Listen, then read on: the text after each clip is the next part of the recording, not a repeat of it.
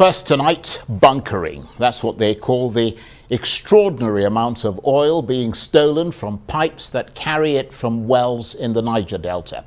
Bunkering's been going on for decades, but the scale of the theft has been getting progressively worse and is now in the hundreds of thousands of barrels a day, more than a third of the overall output, with billions of dollars lost every year.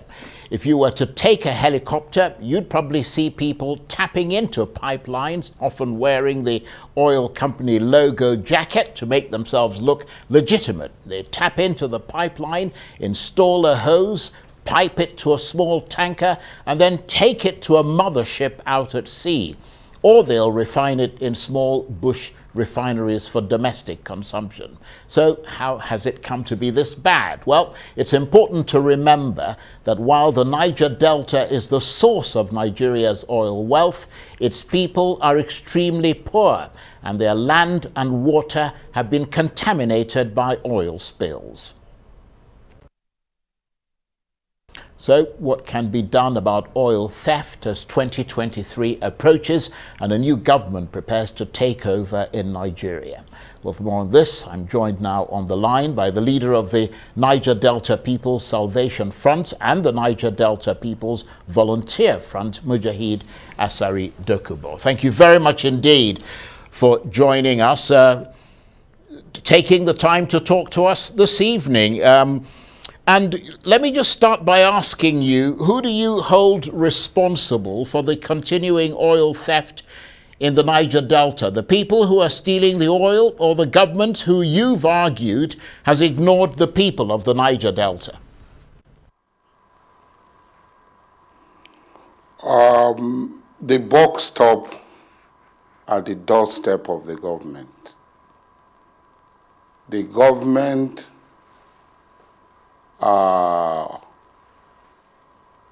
have created laws regulating oil production in Nigeria, oil production, extraction, and exploration.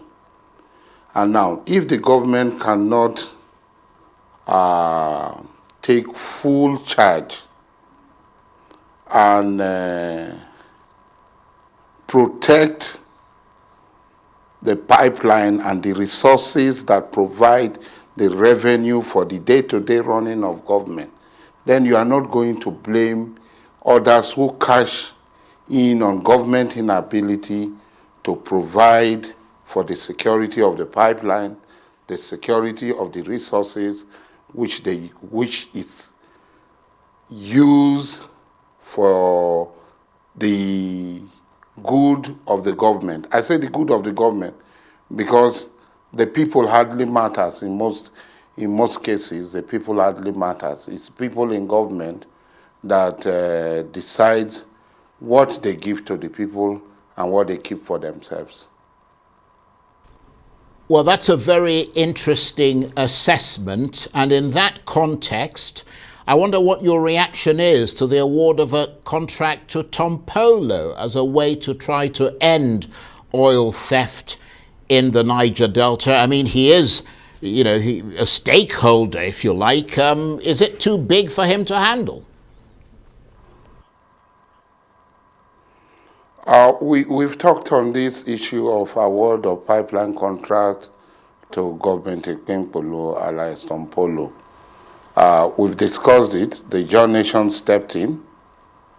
And as a product of the Ijaw Nation, whatever I am today, I am a creation of the Ijaw Nation.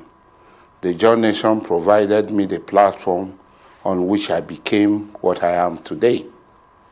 The Ijaw Nation stepped in and had called all of us together, and we have sorted it out. I cannot go against the decision of the Ijaw Nation. It is greater and bigger than all of us. Now, having said that, I wish Tompolo the best of luck in whatever way he will need my assistance and advice. I will give to him as an Ijaw man. I think that there is no way they will continue to do things the same way they've been doing it over the years. because a lot of people have come to know these things very well. It is not like before when people were ignorant of what was going on in the creeks, what was going on in the fields, what was going on in the swamp. People's eyes are open and they are watching. Before this time, they were awarding contract to Israeli companies. They said they are coming with drones, they are doing this, they are doing that, and they go with the money. Nothing happened. But today, we are seeing that from the time Tompolo started, we are seeing a lot of these theft being discovered, pipeline being discovered, loading points being discovered. This was not what it was before.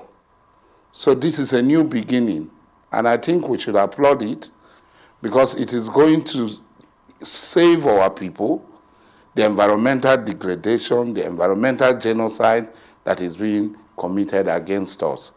So for me, whatever reservation I had over the contract had been settled by the Ijaw Nation, and I think that we should look forward by assisting him to succeed. Well, let's try and look forward then, because you've talked about the lack of will, presumably from this current government, to correct the injustices that have led to the deterioration of conditions in the Niger Delta. Are you detecting that will in any of the presidential candidates who are competing in the 2023 elections? We've been hearing rhetorics and sloganeering. This is not the first time we have been hearing rhetorics and sloganeering, people making all sorts of promises, and then when they come into government, reality dawns on them, or they become mischievous, they leave the people without fulfilling the promises they made before the election and during the campaigns. For me, we have seen the candidates, the leading candidates. We have Alhaji Ahmed Bola Tinubu, we have Alhaji Abubakar Atiku, we have Alhaji Rabiu Kwankwaso, we have Peter Obi, we have Showere, we have so many other candidates. Now, if you look at it, promises have been made. We have to wait and look at the people and to know. But if you look at Nigerian political landscape, where politicians, which of the faction do they belong to, we find out that Ahmed Bola Tinubu had always been with the progressive. He started with the Social Democratic Party as a senator. He became a member of the AD Action. He became a member of the AD, from AD to ACN, ACN to AC, now to APC. Before joining APC with other groups, Ahmed Bola Tinubu had always been with the progressive and had identified with the progressive. And if you look at his legacies, what he left behind, strong institutions he left in Lagos, none of the other candidates can boast of what he left. Bola Tinubu was governor at the same time, almost the same time, with Peter Obi. And Bola Tinubu sold his successor in Fashola. After Fashola, Ambode, now Sawolu. The same thing happened in Anambra. Obi chose his successor, Ibano, to take over from him. Now, let us put them in the scale, Anambra and Lagos. Let us dispassionately look at them on the scale. And you find out that you cannot compare Bola Ahmed Tinubu legacies and the strong institutions he has put in place in Lagos with what is in Anambra State. In fact, a few months after, there was a fiasco, a quarrel, and a disagreement. Obi had to leave Habga to PDP and even became vice presidential candidate of PDP. He was presidential aspirant in the PDP before he went on to join Labour Party. So if you look at it, if we are to believe anybody, I had always been with the progressive. So if we are to believe anybody from what we have in the past, it is Ahmed Bola Tinubu. Now, we have Kwankwaso, who was also a governor. The same thing that we will say about Obi. Kwankwaso chose his successor, and it was also a fiasco, to the extent that he had to leave the APC for PDP. From PDP, now he had formed a new party, NNPP, or what a new Nigerian People's Party or something like that. I don't really know the acronyms. Now, if you look at it, they cannot have sustainable and enduring institutions. The leader we need is a person that will put in place sustainable and enduring institutions. When we have strong institutions that can command respect, strong institutions that can enforce law and order, strong institutions that will follow due process and the rule of law. If you go to Lagos, Lagos is different from all the states of Nigeria. Lagos is different. So for me, I would believe Bola Tinubu more than I would believe any of the other candidates, because he has left institutions that are enduring, he has left institutions that are strong, he has left institutions that had produced so many people. Who can the others point to? Right, okay. Well, I don't mean to interrupt you there. Yeah, I don't mean to interrupt you there. Apologies. But we obviously don't take sides with anybody. And in the interest of balance, I think it's important to point out that Bola Ahmed Tinubu inherited Lagos, which used to be the capital of Nigeria. And I mean, if somebody inherits Abuja, they would get a lot of very strong basic institutions there. You also didn't mention Atiku Abubakar, who was also a part of a government that took over at the end of military rule and tried to put institutions in this country to strengthen Nigeria, such as the EFCC and so on and so forth. So in the interest of balance, what I'm saying is that we would need to put them in proper perspective to understand the point you're making. But obviously you're entitled to support whoever you want to support. I recall, though, that you have, during previous elections, called for a sovereign national conference to discuss the place of the various ethnic groups in this country. Is that still a cardinal demand of yours? And if so, are you seeing any of the candidates making that a central part of their manifesto? A sovereign national conference in any pluralistic society that is having hiccups. Nigeria have a lot of hiccups. We can pretend that these fork lines do not exist. We have fork lines of nationalities. We are different people. I am Ijaw. Somebody is a Yoruba man. Another man is an Igbo man. We have religious fork lines. I am a Muslim. Somebody else is a Christian. And these are polarized Nigerians and had created a divide. Some other places, a divide, that irreconcilable divide. Now, I was part of the Pronaco process. I was arrested because of the Pronaco movement. The sovereign nation, Bola Tinubu was a pillar of the Pronaco movement. Like you said, that I did not talk about Atiku. Atiku had never handled executive power. Atiku was vice president. He was an alternate, a substitute. And he had a strong person who was the president. So it would be unfair for me to compare Atiku to Bola Tinubu, Atiku to P2B, Atiku to Rabiu Kwankwaso. It would be very, very unfair because he does not have such executive powers that he can exercise. Yes, Atiku brought in fresh air into government. He brought in people like Okonjo Iweala. He brought in people like Ezekwesili. He brought in people like a lot of people that brought changes that were not sustained.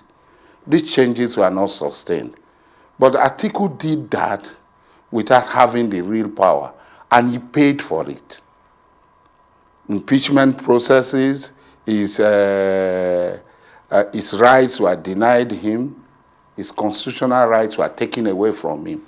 So it would be wrong for me to put Atiku side by side with the three former governors who exercise executive powers, so we can compare them.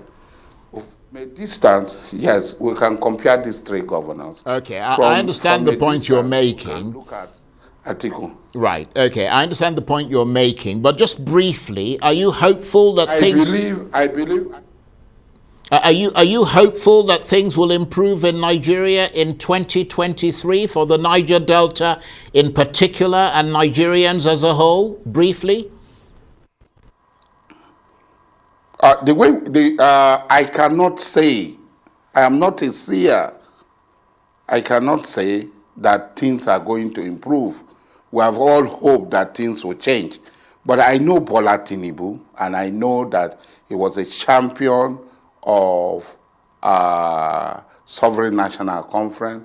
He was a champion of Restructure. He was part of NADECO. He was part of Pronaco.